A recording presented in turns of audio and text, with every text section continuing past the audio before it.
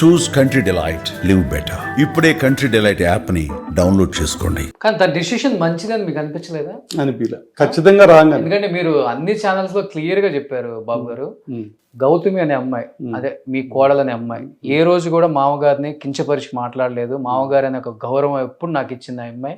సంవత్సరంలో ఒక్కసారి కలిసినా 2 సార్లు మా ఇంటికి వచ్చినా కానీ ఆ గౌరవం అయితే మాకుంది. నేను కూడా ఆ అమ్మాయిని ఎప్పుడు ఏమనలేదు, అమ్మ అని సంబోధిస్తానన్నారు.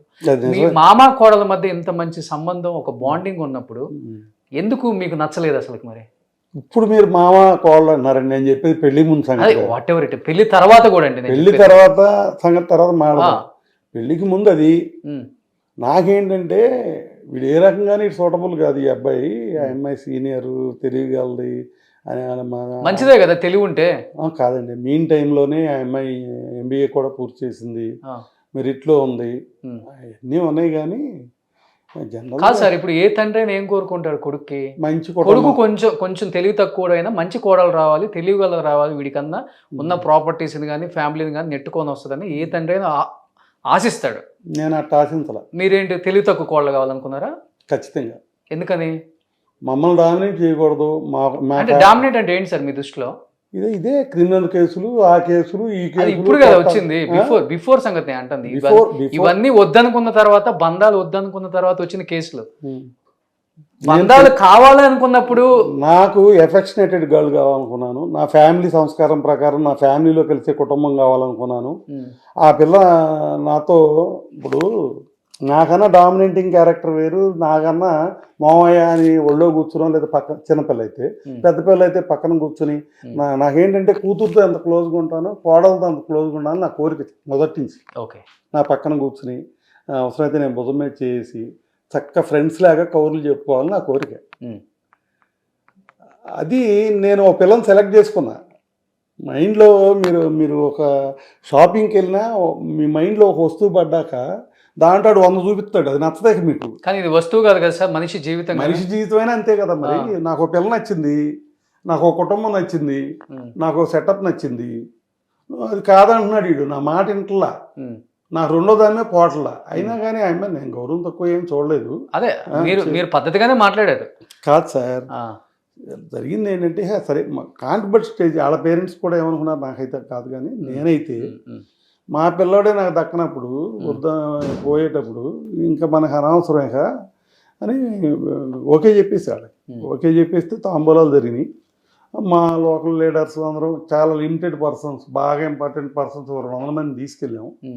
వాళ్ళు ఎవరికి భోజనాలు కూడా చేయలేరు, వాళ్ళు ఎవరు తోపుళ్ళాట్లో. అరే ఎంగేజ్మెంట్కి 40 లక్షలు ఖర్చు అయిందన్న నా ఇంటర్వ్యూలో ఆయన మీ వియంకరు. అట్లాగా 800 మంది భోజనాలు పెట్టాడు. ఇప్పుడు పెళ్లికి కూడా 2 కోట్లు ఏమైనా ఖర్చు అయిందని మీరు అన్నారు. చెప్పేది దాదాపు 40 లక్షలు నేనే మళ్ళీ ఆఫ్ చేసుకొని పెళ్లి చేసుకుందాం అనుకున్నాము. ఆ సగం కూడా మా బావగారికి ఇచ్చేసానని కూడా చెప్పారు ఆయన. అది కూడా వైటే సార్. అబద్ధాలు ఎందుకు కానీ ఈ పిచ్చి మాటలో తాంబూలాలు ఖర్చు ఆయనే పెట్టుకున్నాడు. నాకు అబద్ధాలు చెప్పడం ఇష్టం ఉండదు. నేను చెప్పింది ఏదైనా మీరు ఇష్టం వచ్చిన ఎంక్వైరీ చేసుకోండి. ఎంక్వైరీలో నేను ఏదైనా చిన్న మాట అబద్ధం చెప్పినట్టు ఉంటే మీ చెప్పుతో కొట్టండి. నేను అట్లా చెప్పను, నాకు అసలు ఇష్టం ఉండదు. నేను చాలా ఫెయిర్. తప్పు చేశాను, అవును తప్పు చేశా, తిట్టా, అవును అంటా తప్ప దాన్ని తప్పించుకోవడం కొంత అబద్ధాలు ఆడను నేను. నా స్టైల్ అది. కొంచెం పల్లెటూరు భాష కదా మాది. సరే, ఇంత ఫెయిర్ ఉంటారు, స్ట్రైట్ ఫార్వర్డ్ అన్నారు కాబట్టి. కాదు సార్, ఇప్పుడు కోడలను కూడా తప్పించుకోవాలని చూసారా? ఇది వాస్తవంగా చెప్పేయండి. ఇంత జరిగిన తర్వాత హైడ్ అండ్ సీకే ఉందండి. ఇప్పుడు కోడలను వద్దనుకున్నారు. ఒక నిమిషం చెప్పనిచ్చాక అది చెప్తా. ఎట్లా అంటే వన్స్ ఇదంతా యాక్సెప్టెడ్ వాళ్ళ లవ్ని 2 కోట్లు ఖర్చు పెట్టి పెళ్లి చేసాం. వాళ్ళు ఏమో 1000 రూపాయలు పెట్టి పెళ్లి చేశారంటారేమో నాకు తెలీదు. 2 కోట్లు ఖర్చు పెట్టి 10 ఎకరాలు ల్యాండ్లో పార్కింగ్లు, సెట్టింగ్లు, లేకపోతే డైనింగ్లు, తర్వాత ఇవన్నీ చేసాం భారీగా. అది ఎందుకు జరిగిందంటే ఆ విషయంలో మా అయ్యంకుడు నేనేం అన్నాం. ఎందుకంటే నేను పబ్లిక్ ఫిగర్ని. పబ్లిక్లో కూడా విఐపి పబ్లిక్ కాదు, నాది మాస్ పబ్లిక్. అందరిని పిలవాల్సి వస్తుంది. నేను అసలు పిలవను. 25,000 మంది వస్తారు పిలవకుండా నా ఇంట్లో ఫంక్షన్ అంటే. నాకు చిన్న అపకారం జరిగింది, నాకు చిన్న నొప్పి వచ్చిందంటే 2-3 వేల మంది వస్తారు నన్ను చూడటానికి. ఈరోజు ఇంత డ్యామేజ్ అయితే ఒక్కరు కూడా రాలేదండి సార్. ఎందుకు రాలా? ఎక్కడ రావాలి? మీ స్టూడియోకి రావాలి. స్టూడియో కానీ కాదు, ఎక్కడ వాయిస్ కూడా వినిపించలేదు ఎవరు కూడా. అది దానికి చెప్తా. 25,000 మంది మా ఫాదర్ చచ్చిపోతే అయ్యారు భోజనాలకి వాటికి. మా అయ్యంగుడి గారికి చెప్పాను. ఉమ్, చెప్తే బావగారు ఏమనుకోమాకండి, నా పెళ్ళి దండ్ల పెళ్ళి, కమ్యూనిస్ట్ పెళ్ళి చేసుకున్నా. మా పెద్ద పాప ఏమో లవ్ మ్యారేజ్, రెడ్లు కుర్రాడిని, ఆమె వెళ్ళి చేసుకుంది, మేము చేయలేదు. ఇది ఇప్పుడు ఏంటంటే మిమ్మల్ని బట్టి నేను ముందుకొచ్చి ఖర్చు పెట్టే పరిస్థితి వచ్చింది.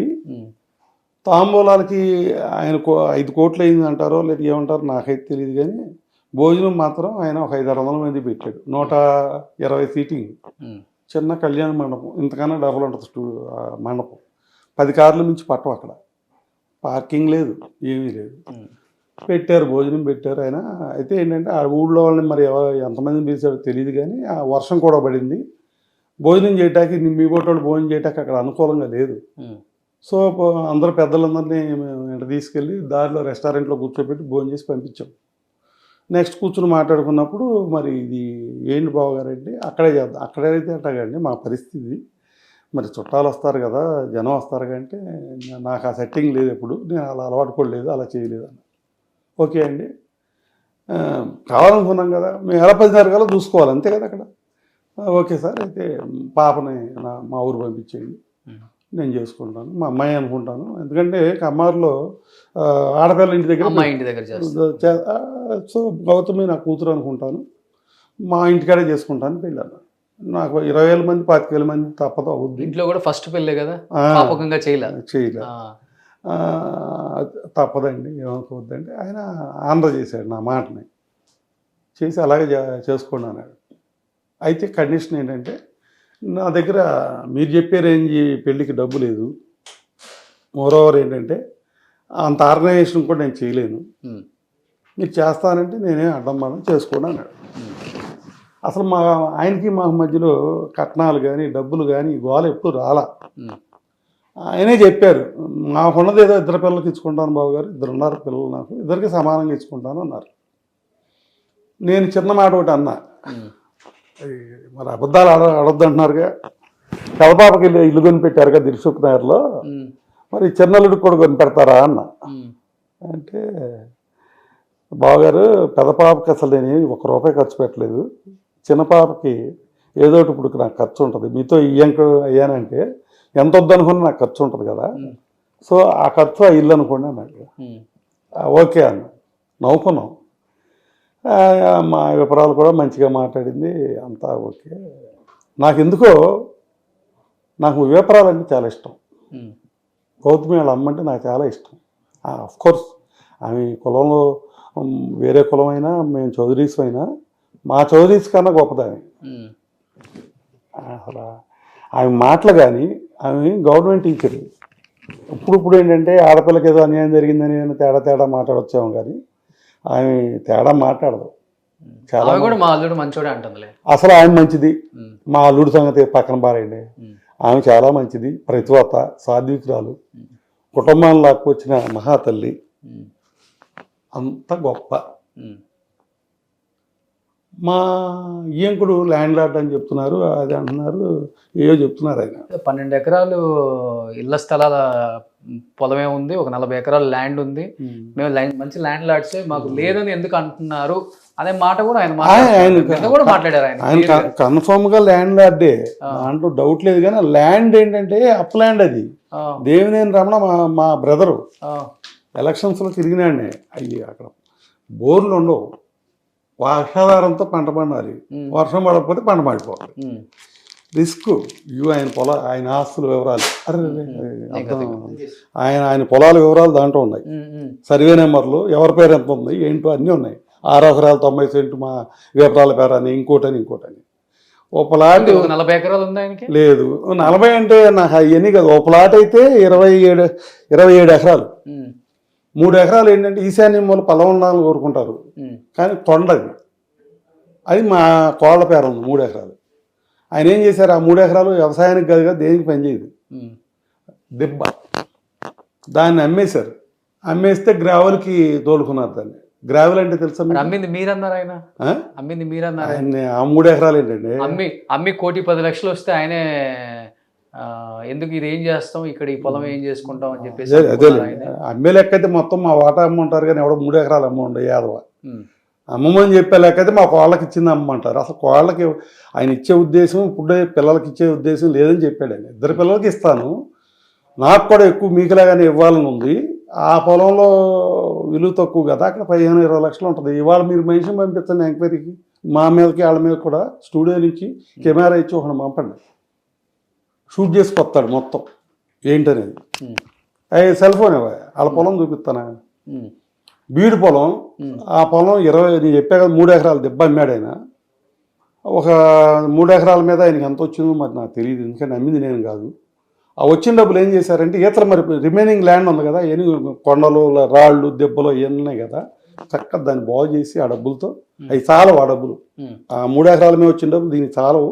ఇంకా ఎదురు పెట్టినా అవన్నీ చక్కగా బాగు చేసి లెవెల్ చేసి ఆ రాళ్ళనేమో దారికేసి దారి ఫామ్ చేసి ఆ ల్యాండ్లో ఆయన అగరవుడ్ వేసాడు. బోర్లు కూడా లేవు, బోర్లు కూడా వేసాడు. ఆ డబ్బు దీనికి ఖర్చు పెట్టాడు. ఈ ల్యాండ్ బాగా డెవలప్ అయింది, పనికొచ్చింది.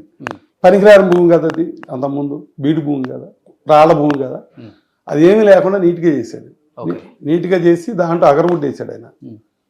ఒక్కో మొక్క ఎంతో ఖరీదు, చాలా లక్షలతో కూడిన ఖర్చు అది. మరి ఆ డబ్బు దీనికి ఖర్చు పెట్టాడు ఆయన. ఖర్చు పెట్టి ఆ అమ్మాయి పేరు 3 ఎకరాలు ఉన్నా కూడా నాకు తెలియదు అసలు మీరు చెప్పేదాకా. సుమన్ టీవీలో మీ పర్సనల్ అండ్ బిజినెస్ ప్రమోషన్స్ కోసం కింది నెంబర్కి కాంటాక్ట్ చేయండి.